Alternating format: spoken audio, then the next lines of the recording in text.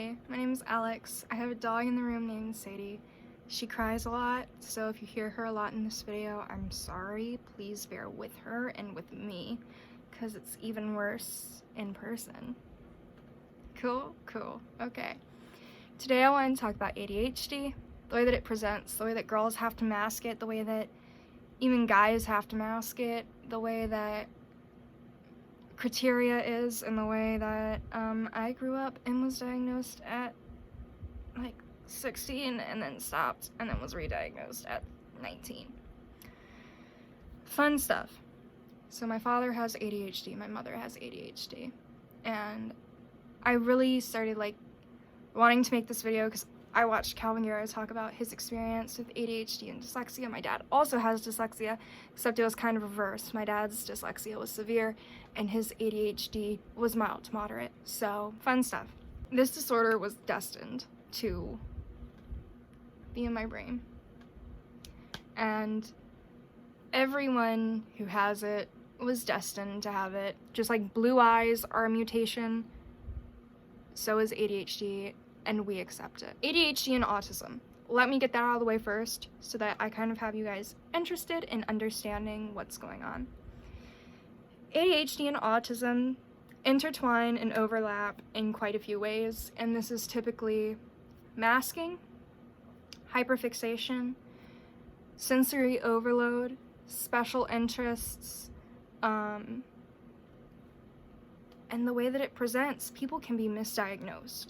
Some people think they have autism and they have ADHD. Some people think they have ADHD and they have autism. And unless you know exactly how it fits into your family, then you're kind of left guessing and you kind of have to trust your doctors. With ADHD and girls and a lot of people in general, we don't meet the criteria right off the bat because the criteria is based off of the kids who were loud, bouncing off the walls, interrupting every 2 seconds, who were just, from the moment you meet them, you can be like, yeah, this kid definitely, like, is very hyper, and it looks like they just ate 70 chocolate bars. They have to have, like, ADHD going on or something. A lot of girls don't have that going on. They see those students who are very loud and very bouncing off the walls and just all of that. And we say, let's tone it down a little bit and let's not do what they're doing because I don't want to be made fun of like that kid. So we hold on to it and we push it down. And instead of just like banging on stuff, we shake our leg or click a pen or fiddle with our fingernails, bite our fingernails, play with bracelets and hair ties and all that stuff. We do it in small ways that funnel it into a dismissive moment where people are like, oh, that's Kelly, she just plays with her nails. And this is kind of toxic. I hate that I use that word, but it is. ADHD isn't linear. It's not. Not everyone is going to display ADHD in the exact same way as another person. That's something that we kind of have to come to terms with. Especially when we're diagnosed later in life, we have to be like, well, I didn't display it like Johnny did, or like Kelly did, or like Danny did. I didn't do anything that they did. I wasn't, and I hate using this word to describe people with ADHD because I've been called it. People would be like, I wasn't annoying like them. So what does that mean? A lot of people take offense to ADHD. Parents specifically. Parents, if you're watching this, listen to me, okay? If you don't understand this concept already, ADHD is not an offensive term. Having your kid and wanting them to succeed is normal. Choosing to identify your kid with ADD instead of ADHD, it isn't smart. The DSM-5, from what I recall, and this, I swear it's correct, hand on Bible, they're interchangeable now.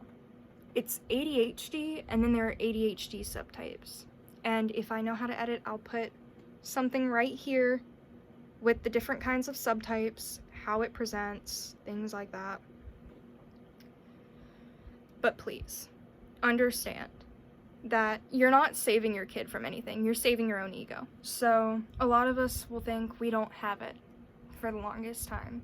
Even if we're formally diagnosed with it, we'll say, there's no way I can have it. There's no way that I'm presenting.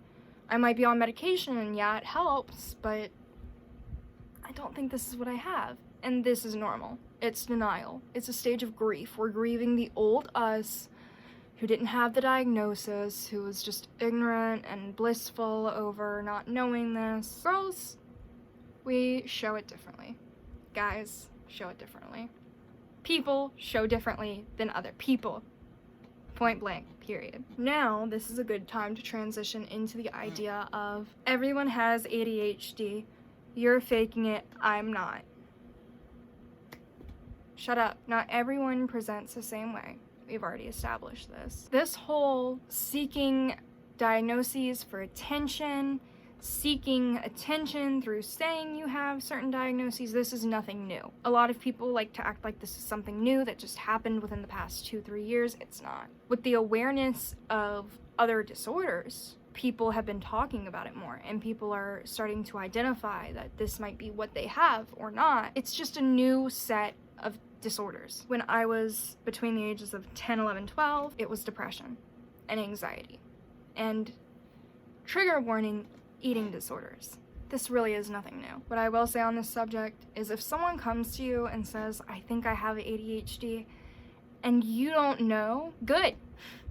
You don't know because you're not a doctor. You don't know because you're not a doctor. Because what someone tells you, it's not gonna be taken in your brain the same way that it's gonna be taken into a doctor's brain. Because they could say the exact same thing to a doctor and they'd be like, yes, like you have disorder X, Y, Z. Now, of course, it does get annoying when these disorders are used as buzz terms. And the one that I know is used as a buzzword the most is OCD. And people will say, I get really OCD about certain things. I get really OCD about how my books are lined up.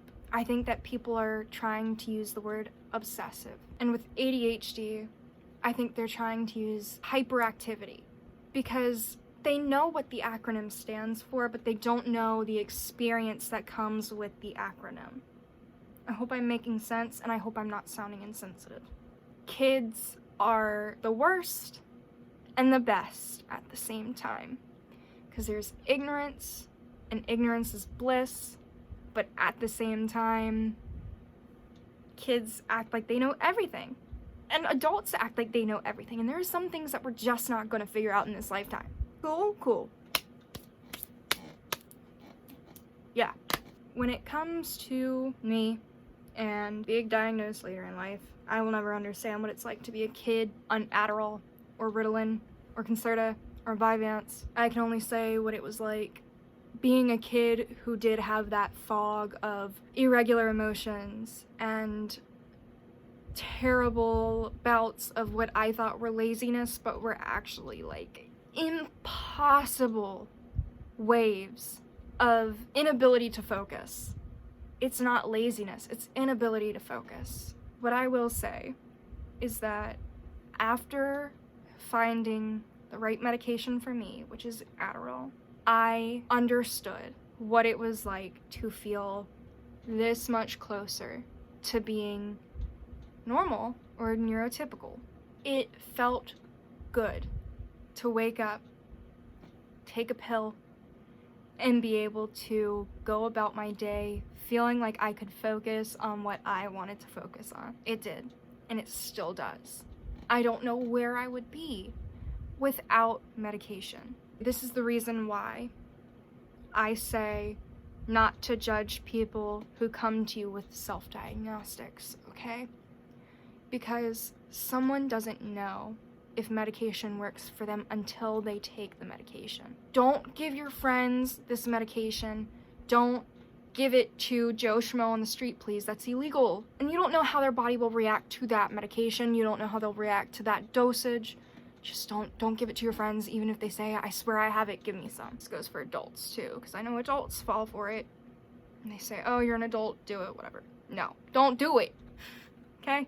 If someone is self-diagnosed and that's all that they can do until they can get the proper health care or a proper medication, and even sometimes that medication isn't on the market yet because some people have serotonin syndrome. They can't take anything that induces serotonin or induces heavy dopamine. What I ask of you guys is to just understand, because we don't know their exact experience. We aren't in their shoes. And I hope that those of you who are self-diagnosed can actually get the diagnosis that aids you and the diagnosis that leads you to the proper medication, and this medication is around and you can take it. And I hope that you can wake up and feel like you're being productive again, and feel like maybe you're being productive for the first time. Maybe your emotions are normal again. You're actually feeling like you're not about to cry over dropping your own water bottle and it not even spilling, it just dropped and you want to cry. Or being able to take your mind off of your special interest and getting into whatever else you need to focus on. My hyperfixations hindered me because I would become obsessed with watching TV shows and stuff like that, and I wouldn't want to shower. And this was when I was a kid and didn't have any concept of ADHD or things like that, so I was just kind of left to cope. Sucked. In video games, I'd always want to play video games. When I tell you I didn't want to shower, I wouldn't. Like, during the summer, oh my god, it was the worst. I wouldn't want to shower for a week and a half. And then it was, I just didn't want to get out of bed. And I didn't want to do anything but sit on my phone. And I really liked Taylor Swift, so I liked her music. I'd play a lot of her music all the time. Your special interests can boost you and also hinder you, and that's why it's important to find balance. And I didn't have the coping mechanisms that maybe Calvin Guerra had or Joe Schmo off the street with ADHD had, but I did have a support system. And finding your support system is so important.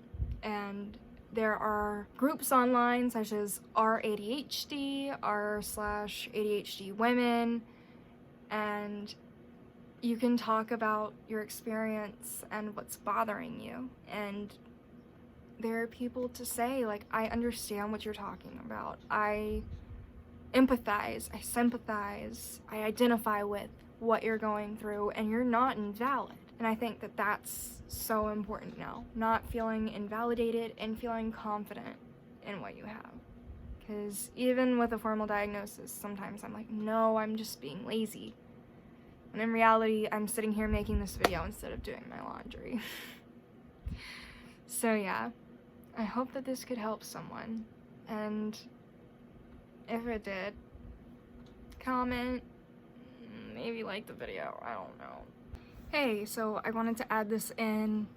Hopefully I can add this in. Hopefully I know how to edit in some way, shape, or form. I also wanted to add in how, I'm sorry, I play with my hair when I can't bounce my leg or anything like that, so I'm sorry if I've been doing it throughout the whole video. I watched it and I was like, oof, okay. I also wanted to add in for the kids who don't quite understand yet and feel so confused still. Your special interests, please, please, please choose electives in high school and classes in college that excel, and choose a major that you can excel in with those special interests and how it can boost them. Because I think that this is what really helps you excel. A lot of people like to glorify ADHD and say it's a gift, like, you know, you have this thing, but it's a gift, it's a gift, it's a gift, it's a present from just so many weird things that people like to say to make us feel better about it. And the one thing that I think helps me feel better about it is that I can take all of this knowledge that I've collected over this one thing that I've obsessed over for so long and put it to use and feel like I'm doing something productive. And when you're in elementary school, you can't choose any electives. You can't choose your classes. Your classes are handed to you and given to you by the state or the country and said, this is what you have to do. You have to meet these requirements. And even in middle school, you're still kind of following that guide. But once you get to high school, it opens up. You can pick things and you can do things that you really like. In college, especially, there are trade schools. Don't let anyone tell you that trade schools aren't worth it.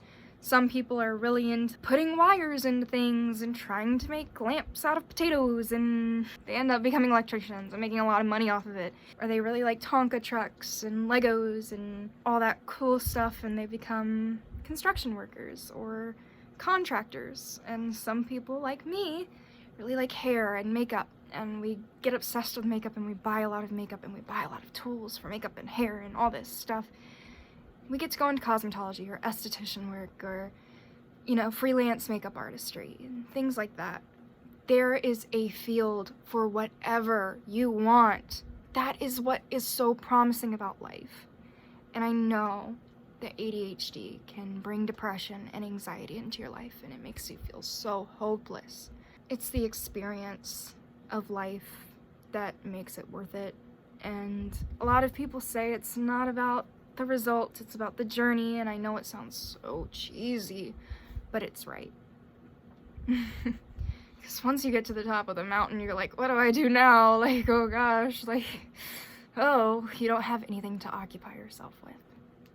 So, let your special interests boost you into what you make money off of, because we all like a little cash to feed into our special interests or our hyperfixations, and there's a balance of when you can do it and when you shouldn't. That's why coping mechanisms and therapy and medication, all of that stuff that you're being told is helpful, that you don't think is helpful, is actually helpful. I just hope that I gave someone that boost to keep going, because you're special, and I don't mean special ed. You're special. Everyone is special. Just because some people don't see how special you are doesn't negate from the fact that you are indeed special. Love you. Bye, friend.